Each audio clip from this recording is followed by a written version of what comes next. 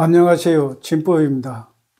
오늘은 지난 9회 법문 때 말씀드린 빈손으로 왔다가 빈손으로 가는 게 인생일까요? 라는 주제에 마무리해야 할 부분이 있어서 다시 이어서 하겠습니다. 첫 번째로 말씀드린 내용은 지난 9회 법문 때 마지막 부분에 초기 불교에서는 중생이 죽으면 49일간 심판 없이 지옥, 축생, 아기, 인간, 아수라, 천상 가운데 자신의 공덕과 악업에 따라 인간으로 태어날 자는 죽자마자 바로 자신의 새로운 부모가 될 어머니의 자궁에 안착하고, 축생 즉 돼지로 태어날 자는 죽자마자 바로 돼지 자궁에 안착한다고 말씀드렸습니다. 여기서 대성불교와 초기 불교와의 차이점을 발견할 수 있겠죠. 대성불교에서는 중류, 중음신을 인정하고 49제를 지내잖아요. 그런데 초기 불교에서는 죽으면 바로 태어나기 때문에 중류, 중음신을 인정하지 않기 때문에 49제는 당연히 안 지내겠죠. 먼저 초기 불교에서는 중류, 중음신을 인정하지 않는 것은 초기 경전에 중류나 중음신이 나타나지 않기 때문입니다. 그리고 앙구따라 니까야 존재경 등에 의하면은 우리 존재는 욕계 존재, 색계의 존재, 무색계의 존재 등 3개만 나타나고 있을 뿐 중류라는 개념 자체가 나타나지 않는다는 것입니다. 만일 중류, 중음신의 세상이 있으면은 3개가 아니라 4개가 되니까 부처님의 가르침과 배치된다는 것입니다. 그래서 죽음과 재생의 사이에 중류는 없다는 것입니다. 그러면 대성불교에서 지내는 49제의 근거를 알아봐야 되겠죠.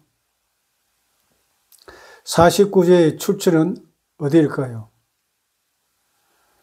설일체 유보의 대비바사론에 49일간 중류, 중음신이 머문다는 이야기가 나타난다고 합니다. 그러면은 초기 불교에는 49제가 없고 대성불교에서는 49제가 있는데 49제를 지내야 하는가요? 라고 질문할 수도 있겠죠. 지난 5회 법문에서 제사공덕이 어떤 조상에게 돌아갈까요? 라는 주제로 말씀드린 바 있습니다. 제사공덕은 분명히 있습니다. 다만 초기 경전에서는 아기 조상에게만 공덕이 돌아간다는 것입니다. 그럼 조상 중에 아기로 태어나지 않으면 제사가 필요 없는가라고 생각하시는 분도 있을 겁니다. 그런데 우리가 윤회를 한두 번 하는 것이 아니고 세세생생 윤회하면서 아기로 태어난 조상이 없다는 것은 불가능하다고 설명드렸습니다. 또한 제사 공덕이 아기한테만 가는 것이 아니라 제사 지내는 사람한테도 돌아간다고 설명드린 바 있습니다. 5회 법문을 참고하시면 되겠습니다. 두 번째로 말씀드린 내용은 조금 전에 말씀드렸듯이 초기 불교에서 중생이 죽으면 49일간 심판 없이 지옥, 축생, 아기, 아수라, 인간, 천상 가운데 자신의 공덕과 악업에 따라 인간으로 태어날 자는 죽자마자 바로 자신의 새로운 부모가 될 어머니의 자궁에 안착하고, 축생 즉 돼지로 태어날 자는 죽자마자 바로 돼지 자궁에 안착한다고 말씀드렸습니다. 이 말이 무슨 의미일까요? 이것은 부모가 나를 선택해서 나를 낳은 것이 아니라 내가 즉 나의 업이 부모를 선택 했다는 것을 알 수가 있겠죠. 그리고 가래멸진의 긴경 맞지마니까야 가래멸진의 긴경에 의하면은 어머니와 아버지가 교합이 있고, 그 다음에 어머니의 월경이 있고, 그 다음에 간달바 등 세 가지가 만날 때 수태가 이루어진다고 설명하고 있습니다. 여기서 간달바가 영혼이나 윤회의 주체로 생각하시면 안 됩니다. 업력, 즉 업의 에너지로 이해하시면 되겠습니다. 그래서 부모는 내가 태어나게 되는 여러 가지 조건 가운데 한 가지라는 것도 알 수가 있겠죠. 이처럼 우리가 인간으로 태어나는 것은 조물주가 창조해서 태어나는 것도 아니고 우연히 태어나는 것도 아니고 힌두교 윤회처럼 고정불변한 자아가 옷을 갈아입듯이 윤회하는 것도 아닌 것을 알 수가 있습니다. 그런데 이런 과정을 거쳐 인간의 몸을 받는 것을 모르는 사람은 이 세상이 살기 좋다면서 다음에 또 인간으로 태어나서 금생에 누리지 못한 오욕락이나 감각적 욕망을 좀 더 즐기겠다고 말하는 사람도 있을 것입니다. 그렇지만 죽어서 다시 인간으로 태어나기가 만만치 않습니다. 상유타 니까야 손톱경을 보면은 지구에 많은 흙이 있죠. 그 흙 가운데 손톱 위에 올려진 흙만큼만 인간으로 태어난다고 합니다. 그러니까 인간으로 태어나기가 엄청 힘들다는 그런 말입니다. 그래서 죽어서 다시 인간의 몸을 받기 위해서는 단순하게 계산해도 금생에서 지은 공덕이 악업보다는 더 많아야 하겠죠. 그러면 악업을 짓지 않으려면 악업이 무엇인지 알아야 되겠습니다. 선악을 판단하는 10가지 행동 기준, 즉 천수경에 살생중재 검일참회, 투도중재 검일참회, 사음중재 검일참회 이렇게 쭉 하다가 마지막에 10번째 치암중재 검일참회 이렇게 나오지 않습니까? 이것이 10가지 악업, 즉 10악업입니다. 10악업의 반대는 10선업이 되겠죠.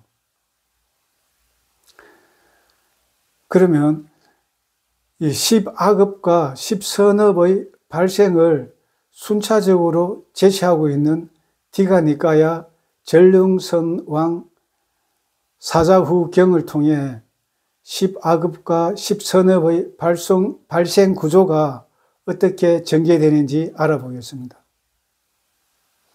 전릉선왕 사자후경에 의하면 인간의 수명이 84,000살이었던 옛날에 정법으로 나라를 다스리던 전륜성왕 시대가 끝나고 후대로 내려오면서 다른 왕들이 통치하면서 가난한 사람들에게 먹을 것을 나누어 주지 않게 되자 백성들은 도둑질을 시작으로 10악업을 전부 행하게 되었다고 합니다. 즉 도둑질과 살생으로 수명이 84,000년에서 40,000년으로 줄어들고 그 다음에는 거짓말, 중상모략, 삿된 음행, 욕설과 잡담, 탐욕과 악의, 악의는 성냄입니다. 삿된 계뇌 등의 순서로 10악업의 행위로 도덕이 타락하면서 수명이 10살까지 줄어들고 용모도 추해졌다고 합니다. 이때는 서로가 서로를 지키는 지옥 같은 생활이었다고 합니다. 그래서 중생들이 스스로 사람을 죽이지 맙시다 하면서 깨닫기 시작했다고 합니다. 그러면서 불살생을 시작하자마자 나머지 9가지 선한 행위가 동시에 지키게 되어 십선업을 지키게 되는 사회가 형성되어 수명이 다시 증가하여 8만 살에 이르게 되었다고 합니다.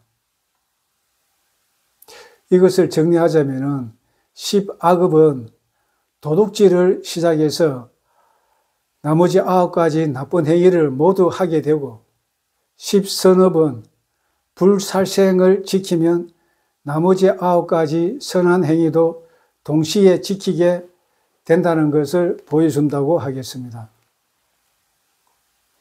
결국 도둑질은 탐욕과 관계가 있죠. 불살생은 분노를 다스리게 된다는 것입니다. 그래서 탐진치 삼독 가운데 탐욕과 분노를 개로서 막아준 다음에 개정에, 즉 선정과 지혜를 개발하는 팔정도 수행을 통해 열반을 실현한다는 것입니다. 앞에서 10악업의 항목이 다 나왔지만 10악업의 반대인 10선업과 같이 알아보겠습니다. 천수경 독성할 때 10악업과 10선업이 나오니까 많은 분들이 아실 것입니다. 몸으로 짓는 악업 3가지는 5계에 있는 살생, 도둑질, 사음과 동일합니다. 즉 살생 대신에 방생하고, 도둑질 대신에 보시하고, 사음 대신에 몸을 정결하게 하는 것입니다. 그 다음은 입으로 짓는 악업 4가지는 5계의 거짓말에다 이간질, 욕설, 잡담 등 3가지를 추가해서 4가지가 되겠습니다. 즉 거짓말하지 말고 진실된 말을 하고, 이간질하지 말고 화합된 말을 하고, 욕설을 하지 말고 부드러운 말을 하고, 잡담, 수다를 떨지 말고 법담을 하는 것입니다. 다음은 마음으로 짓는 악업 3가지는 탐욕 대신에 보시하고, 성냄 대신에 자애심과 연민심을 갖고, 사견 대신에 정견을 가지는 것입니다. 이처럼 10악업을 지으면 악취에 태어날 가능성이 많겠죠. 반대로 10선업을 지으면 선처에 태어날 가능성이 많을 뿐만 아니라 탐진치를 소멸하니까 해탈열반할 수도 있을 것입니다.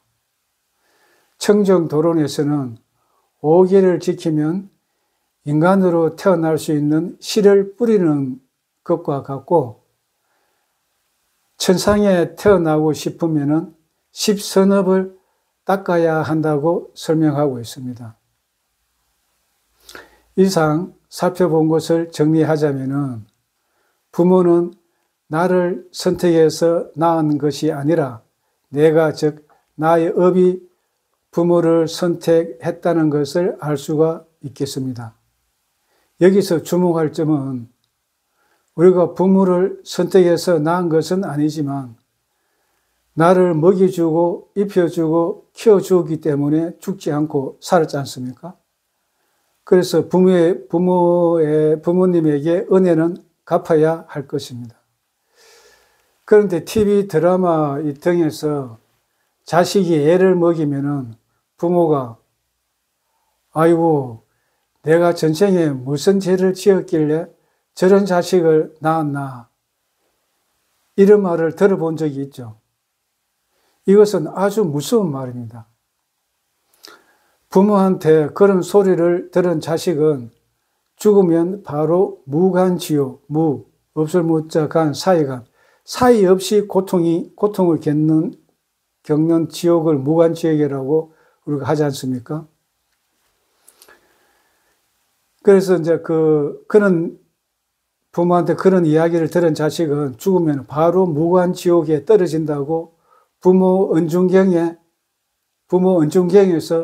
그렇게 설명하고 있습니다. 부모님한테 이런 소리를 들으면 절대 안 되겠죠.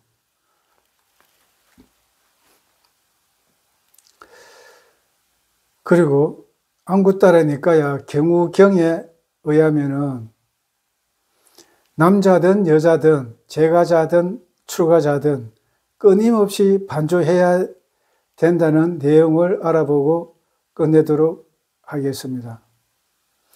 부처님은 경우경을 통해서 업이 바로 나의 주인이고 나는 업의 상속자이고 업에서 태어났고 업이 나의 건속이고 업이 나의 의지처이다. 내가 선업을 짓건 악업을 짓건 나는 그 업의 상속자가 될 것이다 라고 여자든 남자든 재가자든 출가자든 끊임없이 반조해야 된다고 설하고 있습니다.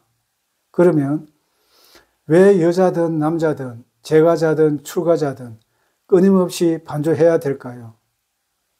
중생은 몸으로 나쁜 행위를 저지르고 말로 나쁜 행위를 저지르고 마음으로 나쁜 행위를 저지르고 있다고 합니다.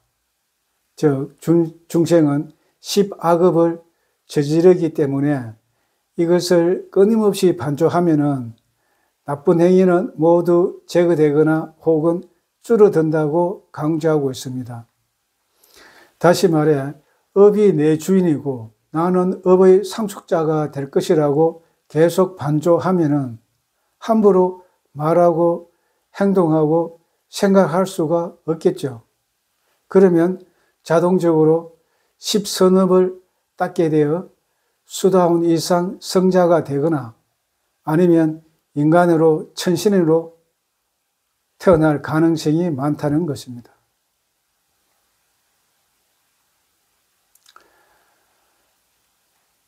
이상 오늘은 여기까지 하겠습니다. 다음 시간에 뵙겠습니다.